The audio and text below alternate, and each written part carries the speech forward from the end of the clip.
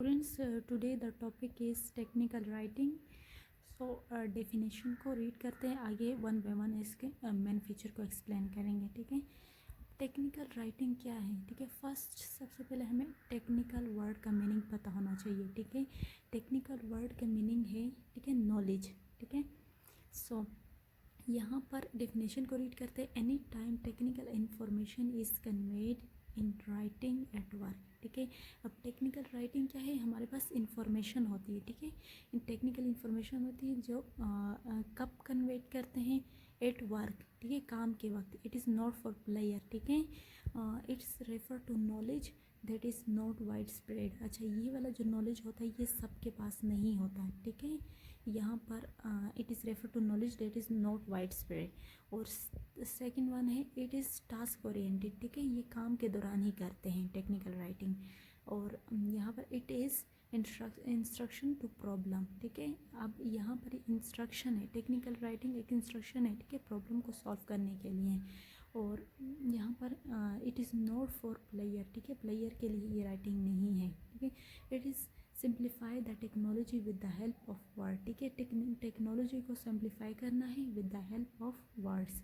ठीक है, अब इसकी यूजेस क्या है. ठीक है, it is used for the accomplished of task. ठीक है, जब भी आप कोई काम कंप्लीट करना चाहते हैं तो तब हम टेक्निकल एट वर्क. ठीक है, टेक्निकल राइटिंग कब करते हैं आगे मैं एक्सप्लेन भी करूँगी. ठीक है, एट वर्क करते हैं किसी जॉब को कंप्लीट करने के लिए. It is instructional manual for repairing the machinery. ठीक है, मशीनरी को रिपेयर करने के लिए. और technical writing is some time refer as business writing. ठीक है, टेक्निकल राइटिंग को हम लोग बिजनेस राइटिंग भी कह सकते हैं. अब यहाँ पर ये जो है मैनुअल लिखा हुआ है, instruction to manual for the repairing machinery. अब हम कोई भी चीज़ बाय करते हैं. ठीक है, फॉर एग्जांपल फ्रिज हो गया, ओवन हो गया, उसके साथ मैनुअल आते हैं. ठीक है, सो मैनुअल क्या होता है, एक इंस्ट्रक्शन होती है. ठीक है, उस प्रॉब्लम को सॉल्व करने के लिए कि ये चीज़ हम ये मशीनरी जो ली है हम इसे यूज़ किस तरह से कर सकते हैं. ठीक है,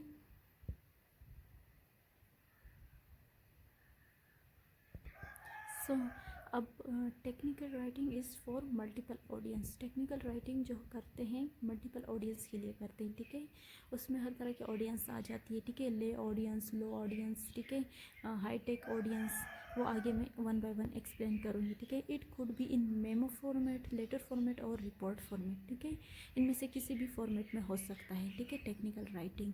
अब 5 ट्रेड ऑफ टेक्निकल राइटिंग इसको डिस्कस करेंगे. ठीक है, क्योंकि ये जब होगा किसी टेक्निकल राइटिंग में सबसे पहले इन 5 का होना ज़रूरी है. उसके बाद आप एक अच्छी टेक्निकल राइटिंग लिख सकते हैं. ठीक है, फर्स्ट है क्लैरिटी.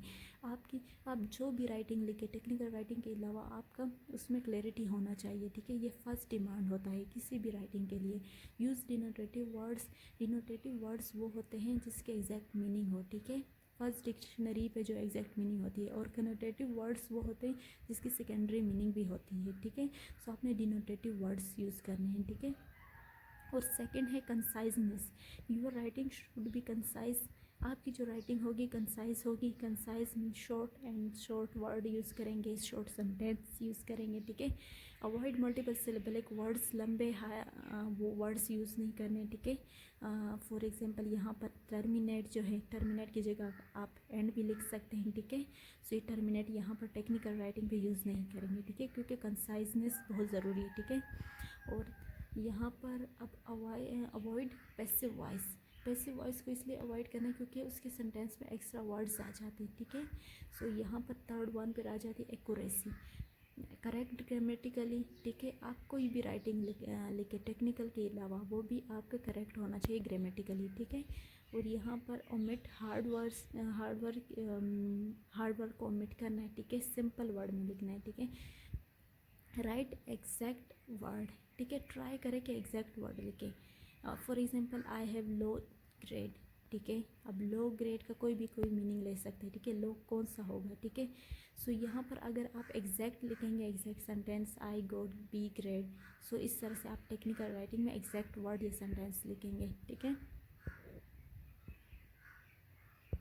सो फोर ट्रेड है डॉक्यूमेंट डिज़ाइन. ठीक है, आपका पेज लेआउट किस तरह से होगा. ठीक है, क्योंकि आपको पता होना चाहिए कि लुक मैटर एवरीवेयर. ठीक है, your page layout need to be inviting, मतलब कि आप उसमें ग्राफिक डालेंगे, टेबल, हेडिंग, सब हेडिंग, ठीक है। सो इस तरह से वो इनवाइटिंग होगा, ठीक है। सो रीडर उसमें इंटरेस्ट लेगा, ठीक है। ये नहीं है कि आप स्टार्ट से लेके एंड तक पेज भरना शुरू कर दें, ठीक है। सो इस तरह से नहीं, स्पेस भी देना है, वर्ड्स के बिटवीन स्पेस देना है, ठीक है। ये फोर्थ ट्रेट आ गया। अब फिफ्थ वन है ऑडियंस रिकॉग्निशन, ठीक है। Remember that you are speaking or writing for a certain audience, ठीक है। आप जब भी कोई प्रेजेंटेशन करते हो, ठीक है, या कुछ भी लिखते हो, सो वो किसके लिए, ऑडियंस के लिए या रीडर के लिए करते हैं, ठीक है। सो आपने ये दो क्वेश्चन लाजमी याद रखने हैं, ठीक है। फर्स्ट क्वेश्चन है who is your audience and what he non about this topic, वो पहले से इस टॉपिक के बारे में क्या जानता है और क्या नहीं जानता है, ठीक है। उसके बाद आप इस टॉपिक को प्रिपेयर करेंगे। और सेकंड क्वेश्चन है व्हाट यू मस्ट राइट और से, ठीक है, that your audience can understand, आप क्या इस तरह से लिखेंगे या कुछ कहेंगे कि आपके ऑडियंस को इजीली वो समझ आ जाए, ठीक है।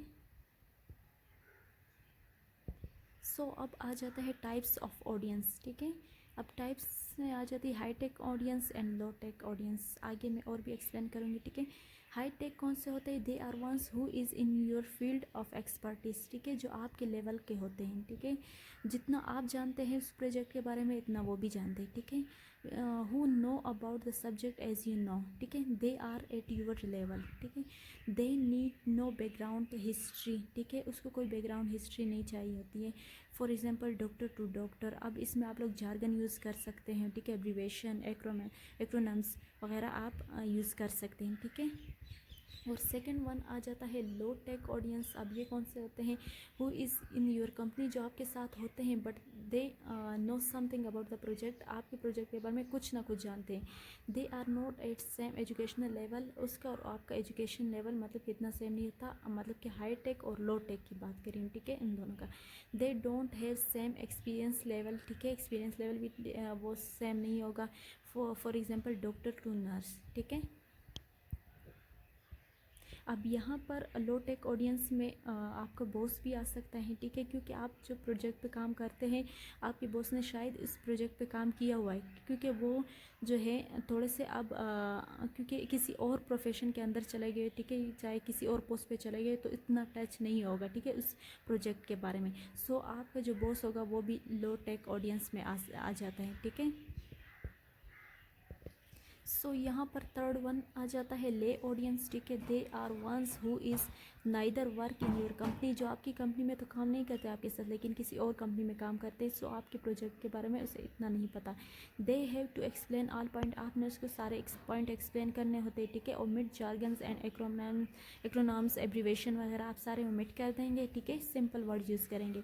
They will need extra information, आपने एक्स्ट्रा इन्फॉर्मेशन देनी, ठीक है, लाइक बैकग्राउंड उस प्रोजेक्ट का, हिस्ट्री वगैरह। Use simple words, omit high tech words, ठीक है, हाई टेक वर्ड्स को भी ओमिट करना है। और यहाँ पर फोर्थ वन है मल्टीपल ऑडियंस, ठीक है। It include high tech, low tech and lay audience, ठीक है, इन सब को मिला के मल्टीपल ऑडियंस इन सब को कहते हैं, ठीक है। They have to explain everything, क्योंकि अब इसमें ले ऑडियंस भी आ जाता है, लो टेक ऑडियंस भी आ जाते हैं, ठीक है। सो आपने हर पॉइंट इसको एक्सप्लेन करना होता है, ठीक है। Use clear tone, simple words में यूज़ करना है, आपकी टोन क्लियर होनी चाहिए, ठीक है।